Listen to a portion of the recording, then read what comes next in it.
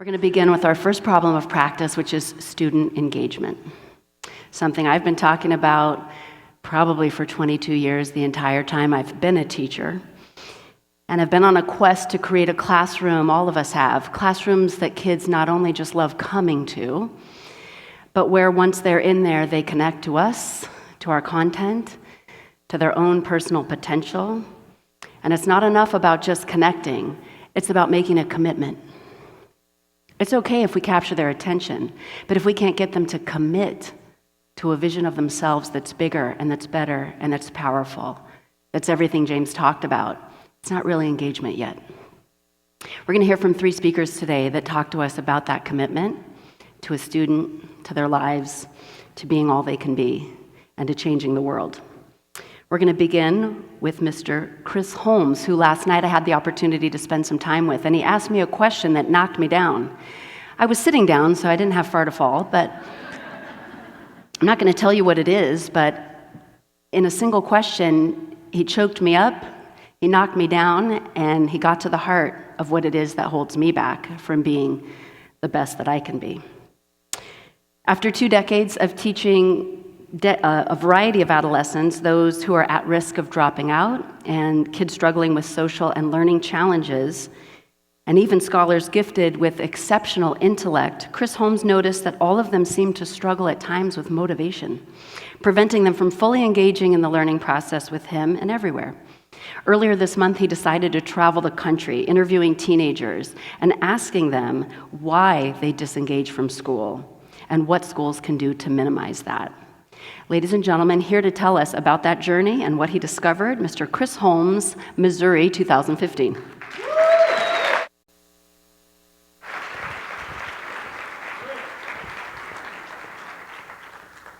Thank you. Good morning. So a few days ago, I'm in Dodge City, Kansas, at the then you know the Redbeard Coffee House. So I'm in Dodge City, Kansas at the Redbeard Coffee House on Gunsmoke Street. And I see a man with a red beard. I assume he's the owner. So I walk up to him and I explain that I'm a teacher and I'm traveling the country interviewing teenagers about apathy and motivation. And I'm wondering if you could help me find someone to talk to. And he said, sure. Brooklyn, come over here. So from behind the bar comes Brooklyn, a recent high school graduate. And she sits down next to me. And we start talking about high school and teenagers and motivation. And then from behind us, we're interrupted by this man who says, you could talk to a dozen kids right around the corner. And I'm not making fun of Dodge City, Kansas. He just talked this way. So he says he works with juvenile justice system just around the corner from the coffee house. And he continues. And he says, none of them are motivated, and I can tell you why.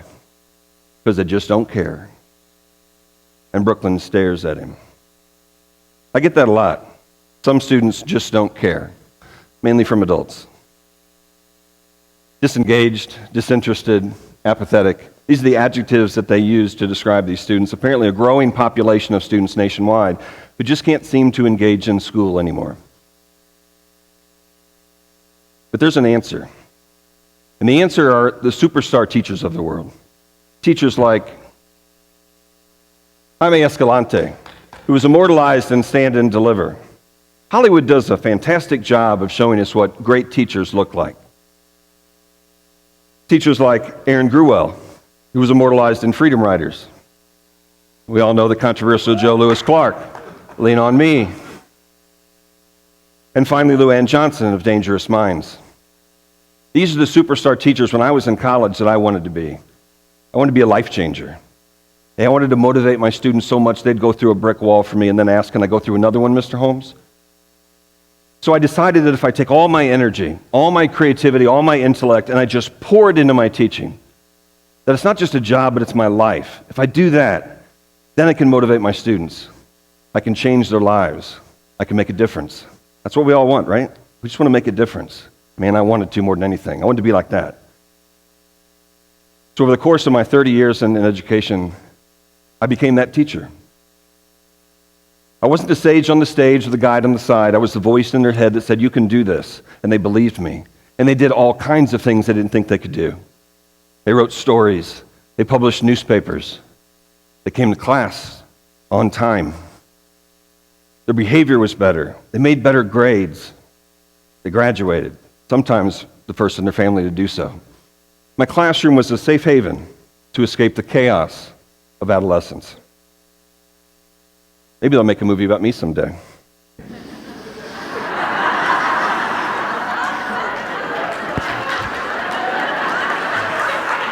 Could happen.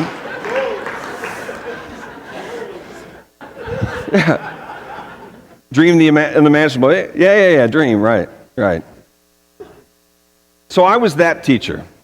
I was the teacher, the celebrity teacher in the school, and I changed lives, and I motivated kids, and I loved them, and they loved me back. And it wasn't enough. It wasn't enough. In the long run, it wasn't enough. So I follow these kids after high school and into adulthood. And while I could make them thrive in my classroom, I could convince anybody to do anything for a moment, but it didn't last. It was extrinsic motivation. I could get them going, and it looked amazing. And then they'd slow down, and they'd stop, and they'd fall back to where they were before. And I'd get them going again, and they'd do amazing things, and then they'd slow down, and they'd stop. And I realized I needed intrinsic motivation. I needed to figure out a way to get them to believe in themselves rather than just me saying, I believe in you. Being told you can is not the same as thinking you can. So I became obsessed with this idea of motivation. I went back to school. I started studying educational psychology. I bought every book I could find. Amazon became my best friend. My wife thought I was going crazy. She thought I was manic. I read everything I could. I stopped watching TV. I stopped doing things with friends. I just wanted to know more about motivation. It was all that mattered to me. Because when you're teaching, no matter how dynamic you are, no matter how much of a superstar teacher you are, if a child is dealing with something else that's preventing them from being motivated, does it really matter what you're doing? I had to get to the heart of it. I had to get to the motivation. And the thing I did that mattered most, and I always listen to my students. I always listen very carefully. But I started listening more carefully, and I started taking notes.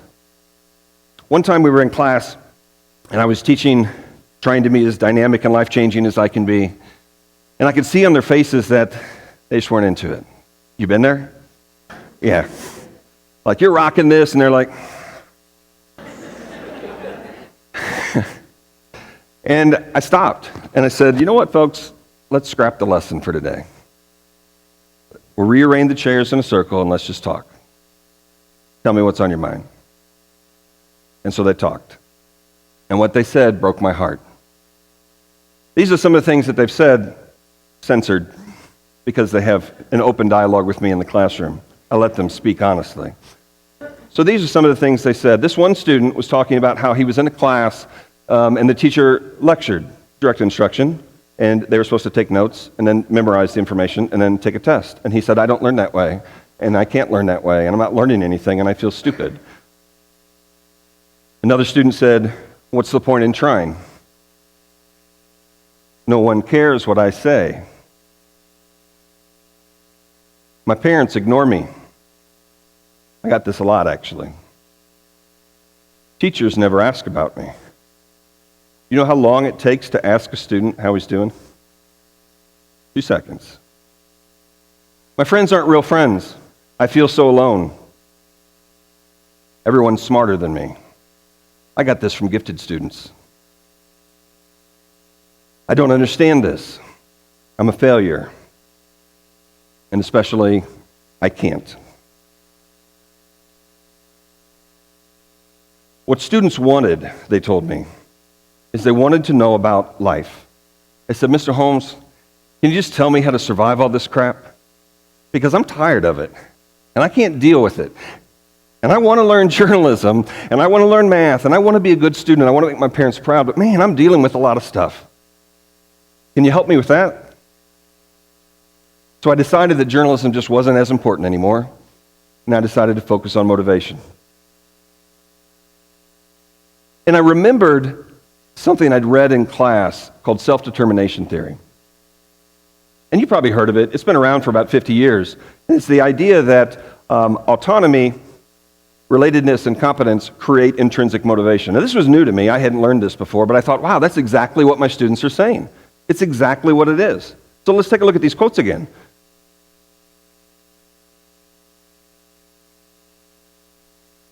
This is autonomy, not having any control, not having a say.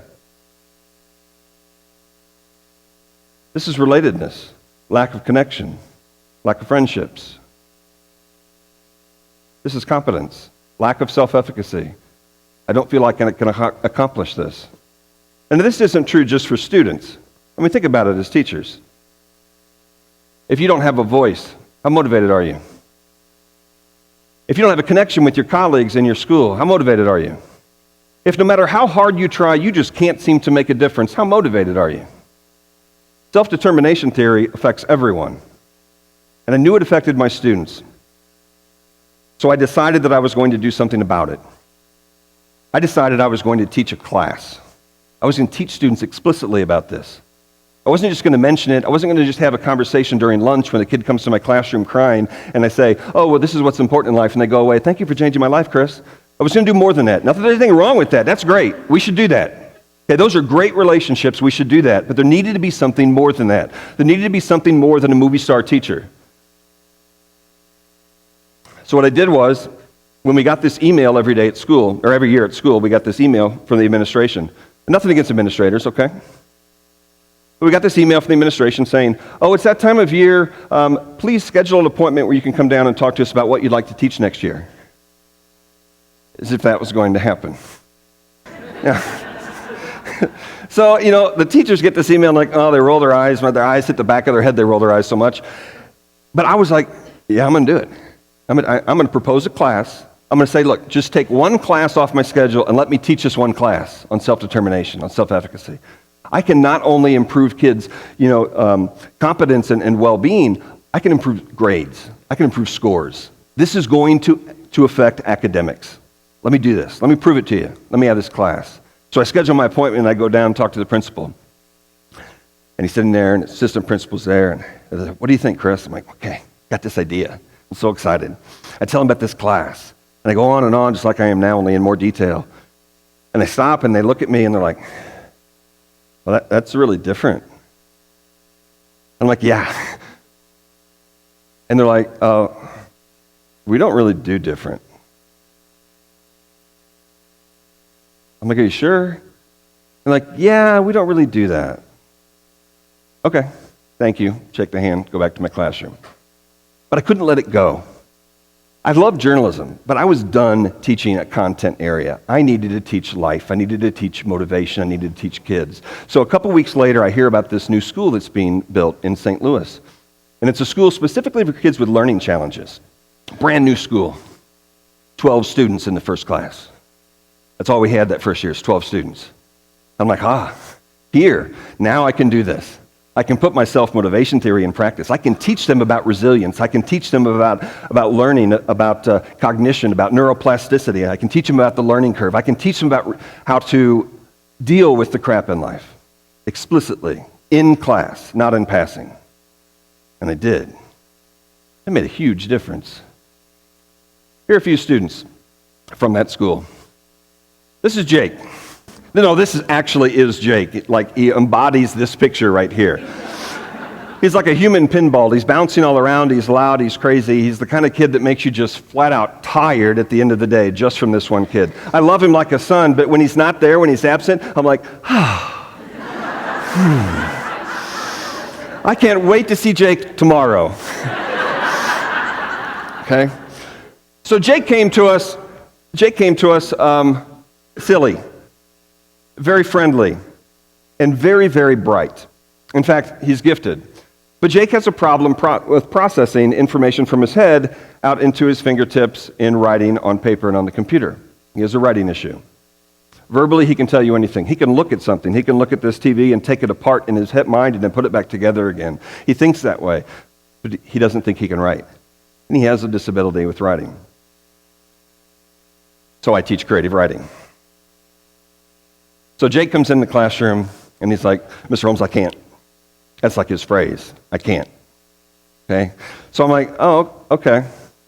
I back off. I work with some other kids. I come back. I'm like, hey, how about this, Jake? And we talk a little bit. He's like, yeah, but I can't. Okay.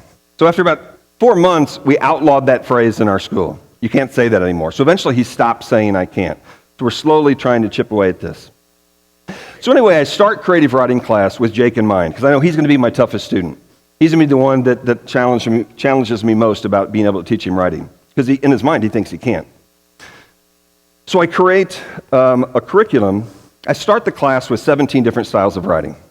Poetry, short story, comics, I mean, you name it. I threw them all in there. I teach them all about these different styles of writing. I'm thinking that Jake's going to find one.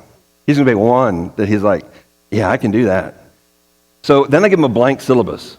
It's like literally has every day of the semester on it. And I tell the kids, fill it out any way you want. Pick 5 of those types of writing and fill it out any way you want. I don't care what you pick on any day. I'll teach you writing based on what you pick on there. Trust me. So the kids are like, yeah, cool. And they're just writing these things down in the syllabus. And I come over to Jake and it's blank. I'm like, Jake, dude, I created this for you. And he's like, I don't like any of this. I can't. So this goes on for a couple weeks. I'm working with other students. I'm coming back to Jake. I'm working with other students. I'm coming back to Jake. I'm like, Jake, we got to do something here. You know, I need to be able to teach you writing. I mean, I can teach you writing if you just give me something. I said, what do you like to do? He said, well, I like computers. I'm like, okay, you like computers. What do you like about computers? He's like, well, I like taking them apart. I said, can you put them back together? He said, yeah, I can do that. I said, could you write a how-to manual? He said, yeah, I can do that. I'm like, okay, all right, so you write a how-to manual. I'll bring in a computer I got at home, and you write the how-to manual, and your grade will depend on whether I can put it together. Now, he's like, yeah, cool, no problem. I said, you don't understand, Jake. You don't understand. At Christmas time in my house, my wife leaves the house when the products come that have to be put together. Okay? It's ugly. It's like 3 or 4 times I'm reading the how-to manual, and I'm like, that's wrong, and I do it again and again and again. So here I've got this 15-year-old who's going to create a how-to manual on how to put a computer together, and I can't put a bicycle together. He's like, no problem, Mr. Holmes, you got this. I'm like, all right. So he created a how-to manual. This is actually it. And at the beginning, that's his title, not mine.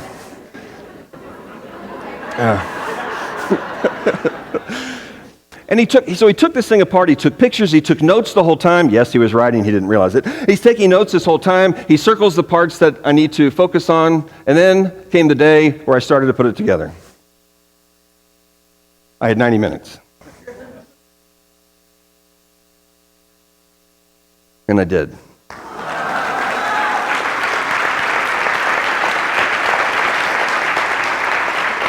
And Jake was so proud.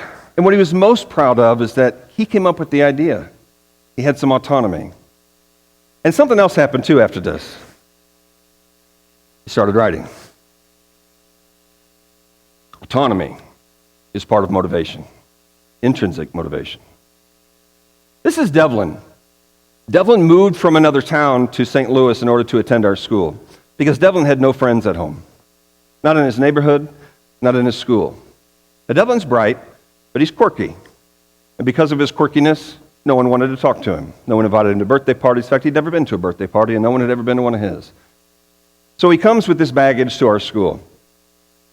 First 2 months of school, in gym class, he's sitting up against the wall with his head down like this, afraid to interact. After all, no one liked him in his life up until that point.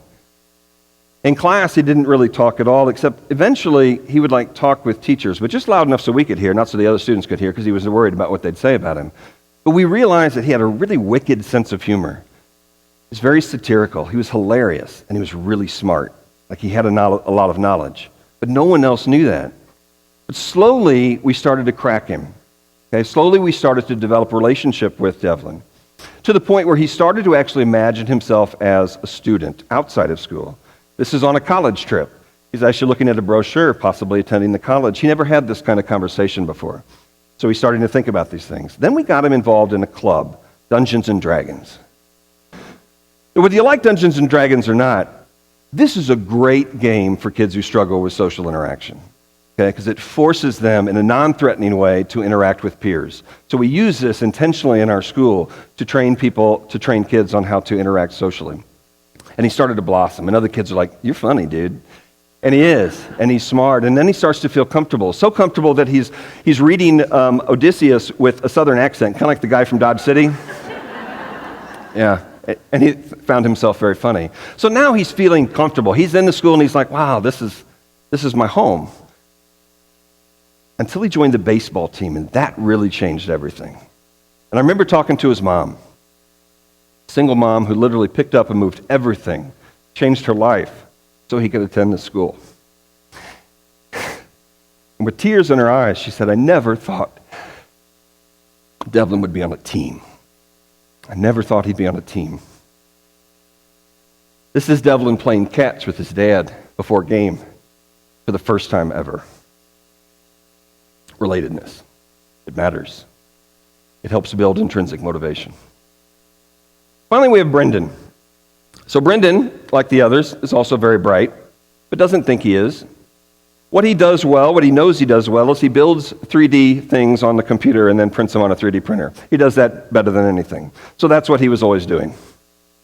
So on the essays that we would have, and I'd teach them about writing and how do you answer something in a more in-depth way? How do you show me the body of knowledge that you have? Because I know he has it. He's very bright. How do you do that? And his answers were one sentence. For weeks, one sentence. For months, just one sentence. I'm like, I got to show this kid that he's more capable of that. He's got it here. I just have to get it out of him. Okay? So I suggested, we trick kids sometimes. So I said, "Brendan, you know a lot about this 3D printing stuff. Could you teach a classmate how to do this? I think you could be a teacher. You have a lot of leadership qualities." He's like, I can't do that. I'm like, "Hey, why don't you try?" I said, Jason wants to do a Mayan calendar. Oh, first of all, this is a Roanoke Island that Brendan did. So Brendan took Roanoke Island, he took a map of it and actually designed it as the map showed it, with the actual establishment, like the little fort there where the people live. So he created this on his own. This wasn't a template he pulled off the internet. He created this on his own. So he's really good at this. So I said, "Brendan, could you show Jason how to create a Mayan calendar on the 3D printer?" And he did. And he taught him. And Brendan's slowly starting to get more confident and break out of this shell of just being on the computer by himself, to the point where he's leading students in different activities. So we got to a point where, this is competence, by the way. So these three things I realized are intrinsically motivating my students. So yes, I still motivated them. I still said, you can do this. Here's how to do it. I think so much of you, yada, yada, yada. But we all do that. But he was starting to believe it. They were all starting to believe it. It was the difference that I was lacking at my other school. It's the difference that was lacking in the students that I talked to throughout the country. So I decided, and this is what happens. I get these crazy ideas. I'm with my grandson. A couple days later, we're at Science Center in St. Louis, and I see a gyroscope. And I don't know if you had a gyroscope when you were a kid, but I love gyroscopes, so I bought it. My grandson never seen me. He's 4. So we go home, I get the gyroscope, I thread the string in there, I yank it, and this thing just starts spinning like crazy. And he's like, "Wow, Papa." I'm like, "Yeah, watch this." And then I took my finger and I put it under there, and it balanced on my finger. And he's like, "Oh." And then I put it on a pen, and then a string, and he's like, "Whoa." And I put it back on the table, and then I knocked it off the table, and it fell on the floor, and it's still spinning. He's like, "That's amazing, Papa." And then eventually, it slowed down, like gyroscopes do, and it fell over. And so I picked it up, and I threaded it again, and I pulled it again, and it worked again. And I thought, oh my gosh, this is like students. This is what teachers do. We thread the string, we yank it, we get these kids moving. They can do all kinds of things. They can be resilient. They can handle the bumps in life. They can fall off and still keep spinning. They can defy gravity, it seems. They can do amazing things with our motivation. But you know what? Because it's not intrinsic, they slow down and they stop. And I thought, yeah, that's a good way to describe this. I want a physical model now. Brendan. Like Brendan. So what I did was I went back and I said, "Brendan, I've got this idea," and I drew it up. I said, this human driver, now he knew about this because I've been teaching him about self-determination theory throughout the semester. So he's like, yeah, I get it. And I said, what if we had a human gyroscope? You take the disc out of the gyroscope and you put a student in there instead. And when that student's spinning, the student's thriving, they're flourishing. And what if we had 3 rings that went around it? And all the rings were the 3 components of self-determination theory. And when they were spinning, this kid was just flying. And the teacher could step back. And the kid was intrinsically motivated. And you no longer needed the school or the teacher. And I thought, that's our job. Our job is not to be movie stars. Our job is to develop intrinsic motivation. So I asked him, I said, Brendan, can you create this model? He said, yeah. So he did. This was his computer rendering. And I said, will that actually print? He's like, yeah. So we printed it. And this is it. And it actually worked. So you could spin it, and all the different rings would spin. Fabulous. And I thought, wow, okay, so that works in my school, my little school with 12 students. But I wonder if other students feel this way. If other students are like, yeah, this autonomy and relatedness and competence thing, that affects me too. I wondered. So I started asking my other students at my previous school, my former students, dozens of them, hundreds of them, adults too. Again, my wife was like, there he goes again. I had this huge spreadsheet of all of these interviews with these people about these components. And I asked them questions like, when you lost motivation in school, why did you lose it? I asked them questions like, what could schools do differently in order to motivate people? I said, what's the most important thing you can learn in high school? That was a good one. You know what they said? They didn't say journalism. They didn't say math or science or writing. A couple said personal finance, but most of them said things like love, confidence, independence, friendship. These are the things. And it kept coming back to this idea of self-determination theory. There was this consistency, and I'm like, I'm on to something. But I need a bigger stage. I need to figure out if it's not just my St. Louis people, I wonder nationwide if this is true. So I developed something called Backtracking Apathy. And this was the project where I was going to drive throughout the country over 3 years, and I was going to interview teenagers about apathy and motivation. You can imagine my wife's reaction. I've been home one night in the past 35 days, but it's really cool. So I interviewed these students, and I find out all kinds of things.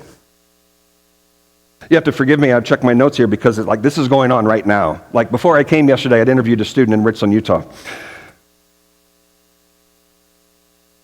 All right. So going back to Rebecca's comment earlier when she introduced me about the question I asked her last night. So I asked all these other questions, including what's the most important thing to learn in high school. And then I asked this one question, and this was really revealing. So here's the deal. When you're interviewing strangers, especially when you're a 52-year-old man interviewing a teenager that you don't know in another city, it's kind of weird.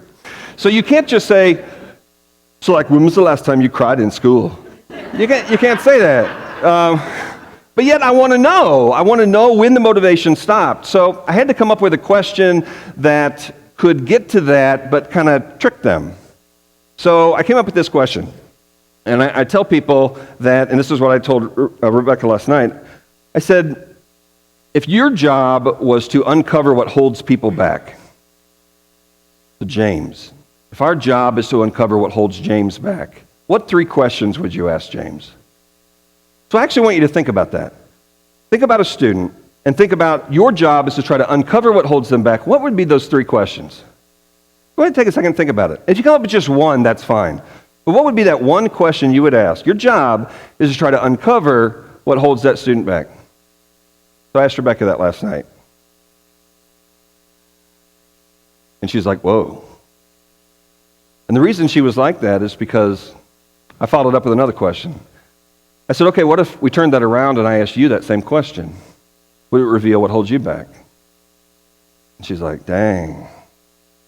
And that was the reaction that almost everyone has. So I was able to go and talk to these complete strangers in a very short time, find out what held them back. Things like this.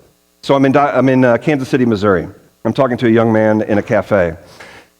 And he's telling me about his experiences, and I ask him the question, what's the most important thing you can learn in high school? And he says, respect. And I'm like, do you mean like students respecting each other, respecting authority? What do you mean? He's like, well, teachers respecting students, I mean, it's like, and then he tells me this story in 8th grade. He's going to be a senior. He tells me the story from 8th grade about how he was forgetting things in class, and his teacher was just rolling her eyes at him. She's really irritated. And he really meant to bring them, but he kept forgetting them. And finally, she pulls him out in the hallway. She's like, "Can you come with me, please?" And she gets out in the hallway, and she says, "Is there something wrong with you? Like, do you have a mental illness? Do you need to be on medicine?" And as he's telling me this story, he's crying. I just met this kid 45 minutes ago. He's crying, and surprised and embarrassed that he's crying, because he's never told this story before. He's never said this out loud, what's bothering him. And this is a kid who lacks motivation. And his parents don't understand why he won't try in school, and he doesn't understand why until now. He's starting to realize it, because we're having this conversation. And I'm back in Dodge City, Kansas. I'm talking to Brooklyn. And Brooklyn is telling me about how she lost friends and started getting in with the wrong crowd and realized that she was doing things she shouldn't be doing, then started to hate herself, then started to cut herself, then dropped out of school. Then it was Grand Junction, Colorado. I'm walking on the sidewalk, and I pass this kid. I'm like, "Hey, I'm a teacher, and I'm doing this research thing. Can I ask you a few questions?" And before long, he's telling me about how school's so boring. And the more we talk, he's like, "Yeah, my friends kind of gave up on me, and my parents too." And then he starts crying. Kids need to be taught about life. They need to know how to deal with life. If we're serious, if we're really serious about motivation, then we need to listen to them. Now, my idea, my human gyroscope, my self-determination theory, I don't know if it's right. I think it is. It sounds like it. Everyone I'm talking to, it's consistent. The research results are consistent. But I don't know if it's actually right. If it were up to me, I'd say we need a new department in high school. We need a department called Human Learning and Well-Being. And we need to teach these things explicitly. Graduation requirements. You know how many fluff classes are out there just to get graduation requirements? There's room in the curriculum. But that's just me. That's just me. That's what I would do. I don't know if it's right. My whole point is I'm on this journey, and I'm trying to find out. And the way I'm finding out is not by reading books, it's not by going to school, it's not by watching movies about superstar teachers. It's about talking to kids, if we listen to kids. The next time a student says, "I just don't care," what he's really saying is, "You haven't given me sufficient reason to care. You're not talking my language. You're not listening to me." So we need to listen to students. We need to develop situations where they can learn self-determination theory, so they can thrive like the gyroscope, so they can defy gravity, so they can balance when they get knocked around and keep spinning without the teacher there. We need to listen. Thank you.